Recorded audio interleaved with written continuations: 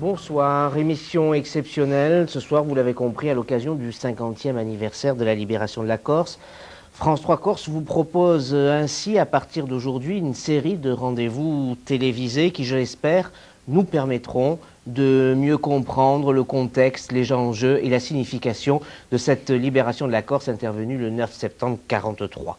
Nous allons tenter, au travers de témoignages, d'évocations, d'archives, mais aussi de documents inédits réalisés à cette occasion, de faire en sorte que le souvenir soit aussi information et enseignement.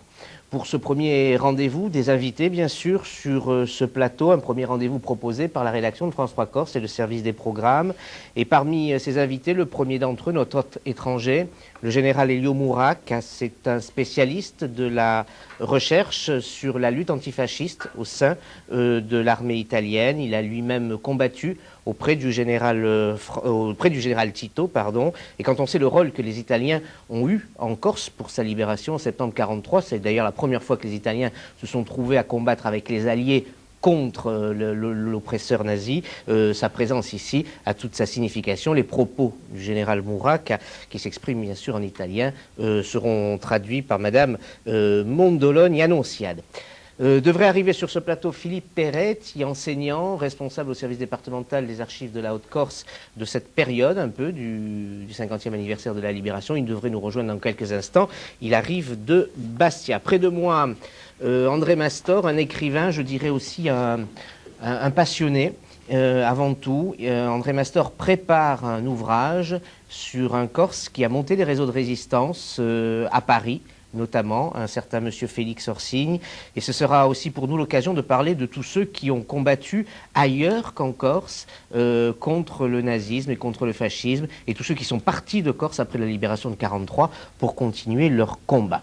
Et puis présent bien sûr ici Paul Silvagne, est-il encore besoin de le présenter, journaliste, écrivain. Il est l'auteur du seul livre, il faut le signaler, publié à l'occasion de ce 50e anniversaire de la libération de la Corse. Et au-delà du regard de l'historien, du regard de l'analyste, c'est aussi le regard de l'enfant que vous étiez au 9 septembre 1943 qui sera peut-être intéressant d'avoir. Pour débuter cette émission, Charles, nous avons choisi de nous immerger, si j'ose dire, dans l'époque, en commençant par un document de l'époque, un document d'archives. Oui, il y aura plusieurs documents, anciens et nouveaux, ce soir, qui vous seront présentés. Le premier document que nous allons vous présenter est un document qui émane et qui a été réalisé par le service cinématographique des armées. Ce film, on va le voir, très lyrique et très à la gloire des armées, mais aussi des réseaux de résistants, retrace la courte période qui va du 9 septembre au 5 octobre 1943. Il a été réalisé tout de suite. Et dans la foulée de la libération de l'île, je vous propose de le voir et ensuite nous reviendrons au débat avec nos invités. Une première opération audacieuse, la libération de la Corse. La tête de mort des corsaires entourée de 7 poignards, voilà le fanion du sous-marin français Casabianca, qui exécuta 7 missions en Corse occupée par l'ennemi. Parti d'Afrique du Nord, il apportait au maquis des armes, des consignes, des soldats. Grâce à ce bateau et à son équipage, les patriotes corses sont restés en contact pendant des mois de préparation avec leur libérateur.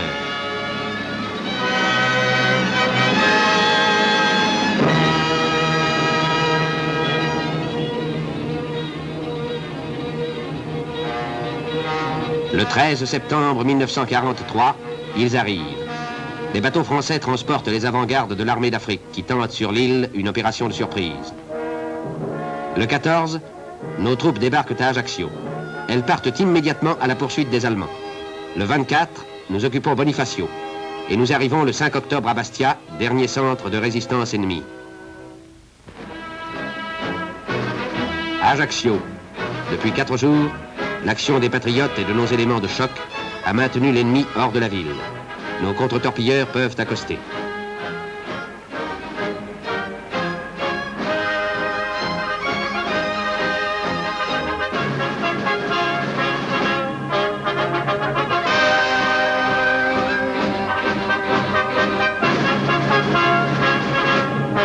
Du colonel au simple goumier, chacun se prépare. Et la progression commence, dans un paysage que les hommes du maquis ont hanté. Des obstacles gênent la marche en avant. On les enlève.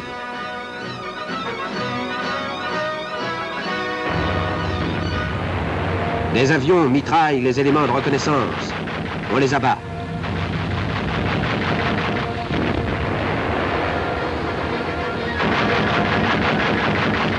Parmi les victimes, un homme, le genou éclaté. Il n'a pas un murmure. Les chars nous ont rattrapés. Et dès lors, ils vont épauler nos fantassins dans leur avance. Voici leur œuvre. Des cadavres. Des témoignages d'un combat vite terminé. D'une fuite rapide. Extrême nord, près de Teguim, nous occupons des postes d'observation de l'ennemi. C'est à notre tour de l'épier. Bastia est proche.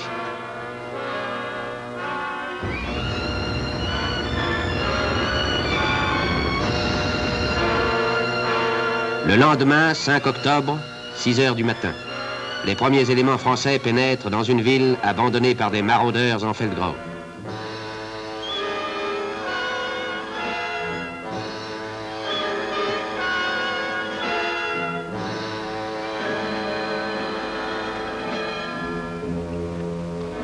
Quel spectacle va s'offrir aux yeux des Corses quand ils vont revenir vers leur foyer?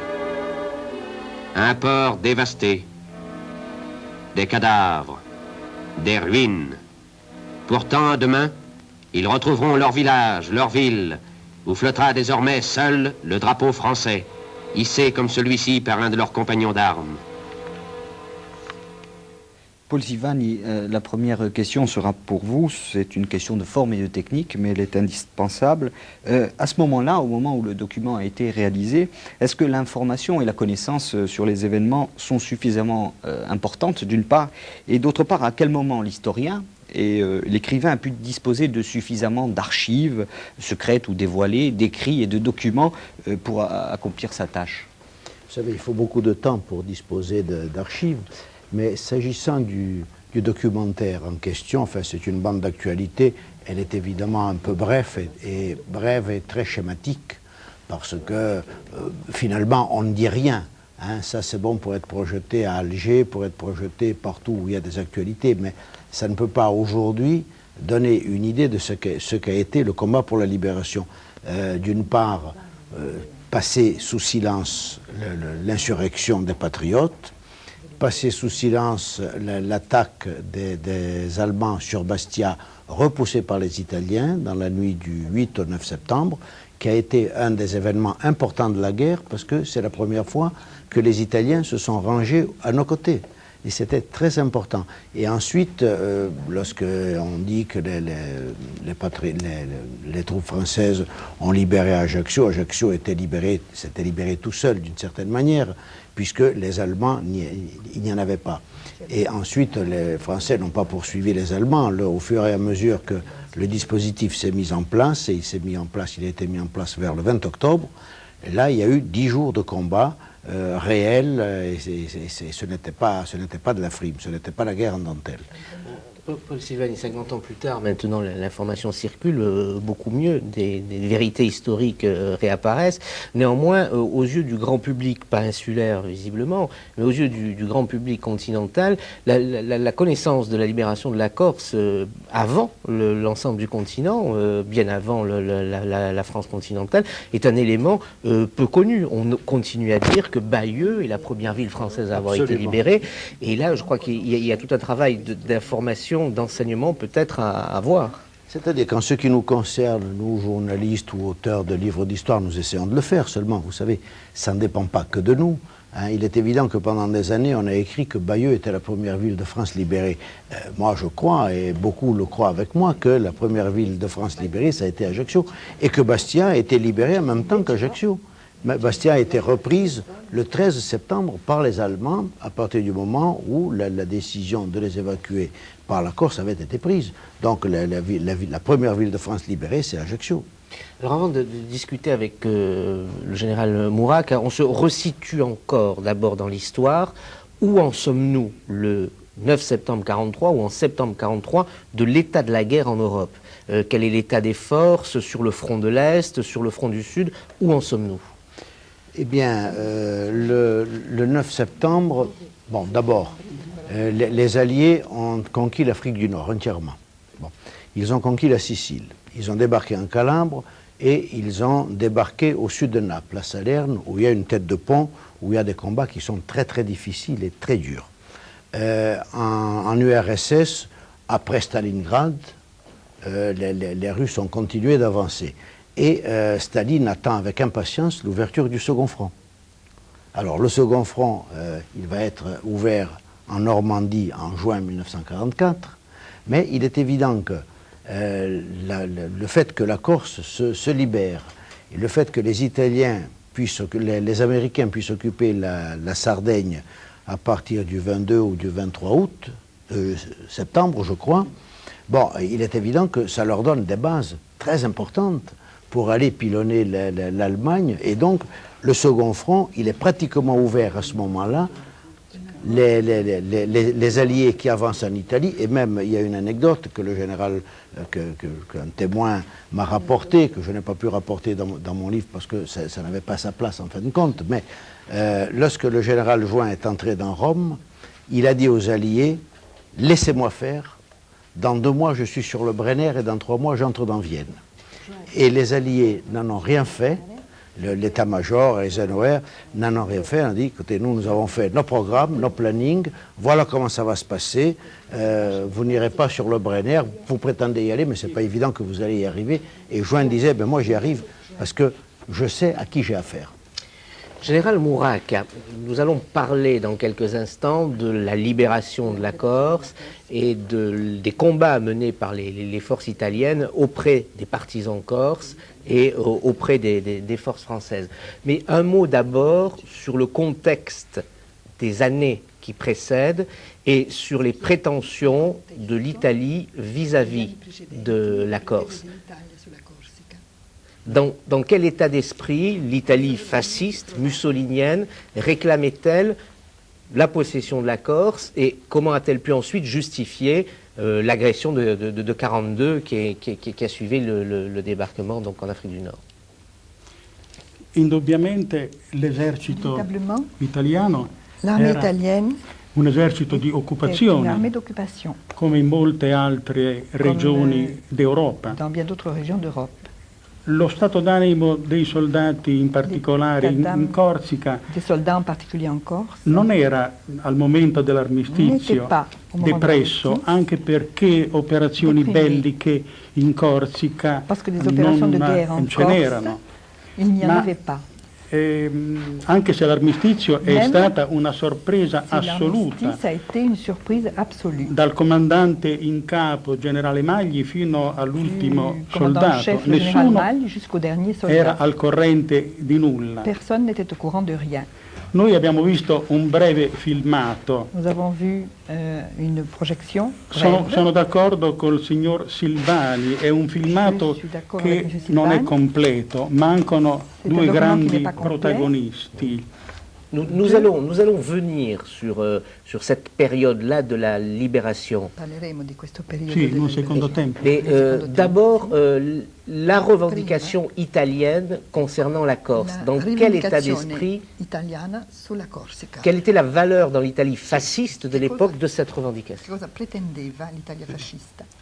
È chiaro che i riferimenti di Mussolini, il cosiddetto Duce, alla Corsica sono numerosi.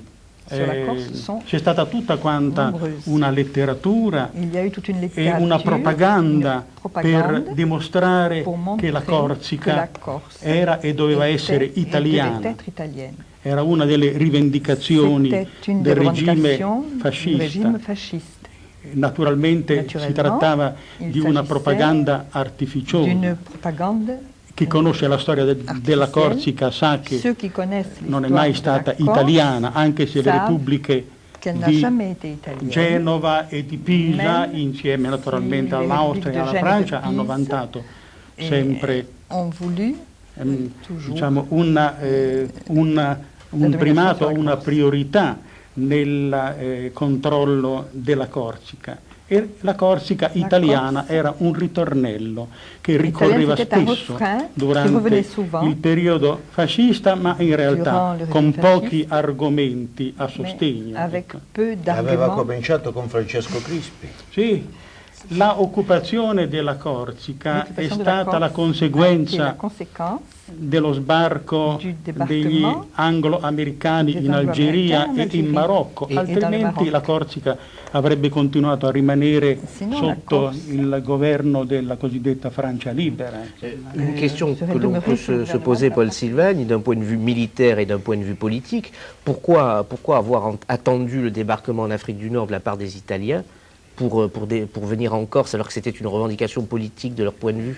Vous savez, c'est une question à laquelle on n'a pas répondu. Il y a eu un colloque en 1966 ou 1976 à Ajaccio sur la Seconde Guerre mondiale, et il y a des officiers supérieurs italiens, des historiens italiens qui sont venus et qui ont essayé d'expliquer que Mussolini, s'il avait attaqué la Corse, s'il avait débarqué en Corse en juin 1940, lorsqu'il a déclaré la guerre à la France et à la Grande-Bretagne, ça aurait pu changer, ça aurait pu amener l'occupation de la Corse. Seulement, il prétendait, son état-major prétendait qu'il n'était pas prêt, et il n'a pas voulu prendre le risque, d'autant plus que la guerre, Mussolini a déclaré la guerre le 10 juin, et la guerre était pratiquement finie le 20, puisque l'armistice a été signé le 24 ou le 25. Mais depuis le 18, on savait qu'il y avait des pourparlers d'armistice. Par conséquent, Mussolini n'avait aucun intérêt, sachant que la Corse tomberait un jour comme un fruit mûr si l'Axe gagnait la guerre, de précipiter les événements et de se mettre à la merci d'une guérilla, parce que, bon, vous savez, nous, on n'a pas très bonne réputation. Bien, on va parler un peu de peut-être cette réputation que vous appelez ainsi, Paul Silvagni, pour évoquer maintenant le déroulement presque jour par jour de l'insurrection, et ensuite bien sûr de la libération de la Corse, les combats qui se sont déroulés jusqu'au 4 octobre sur Bastia. On se retrouve ensuite pour les commenter.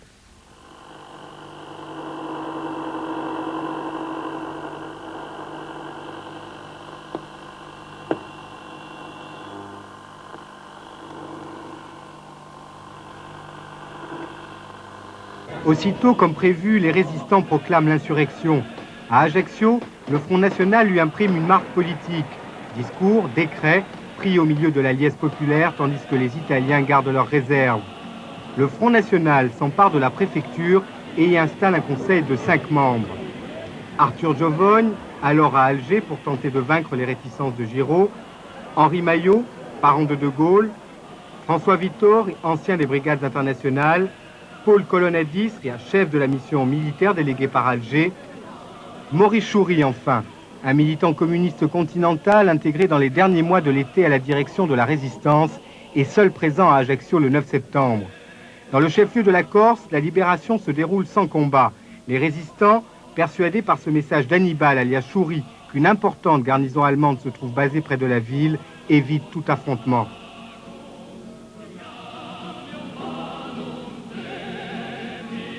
40 Allemands évacuent, laissant libre le port d'Ajaccio. Sur les presses des journaux collaborateurs, le Front National peut proclamer la libération de l'île et la déchéance du régime de Vichy. La rue affiche sa joie, tandis que les maquisards peuvent enfin sortir de la clandestinité. Pour les Italiens, défaits mais toujours armés, c'est l'heure du choix. Leur commandant en chef, le général Maille, sommé par les résistants, leur fait savoir qu'il est avec eux. Au chef allemand, pourtant, il promet de ne pas gêner l'évacuation des troupes de Sardaigne. À Bastia, la prise du pouvoir par la résistance se transforme en parenthèse de 2 jours. Entre Italiens et Allemands, les alliés d'hier, c'est l'expectative avant l'affrontement.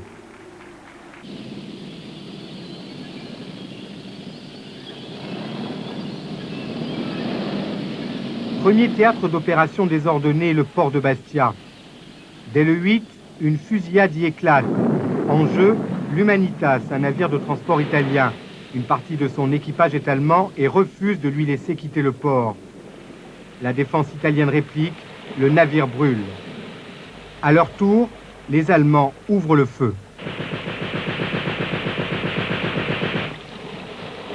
Poi alle 7 venne un ordine, una richiesta di noi dal porto di Bastia, che le navi tedesche e le navi italiane si combattevano accannonate, che di intervenire noi.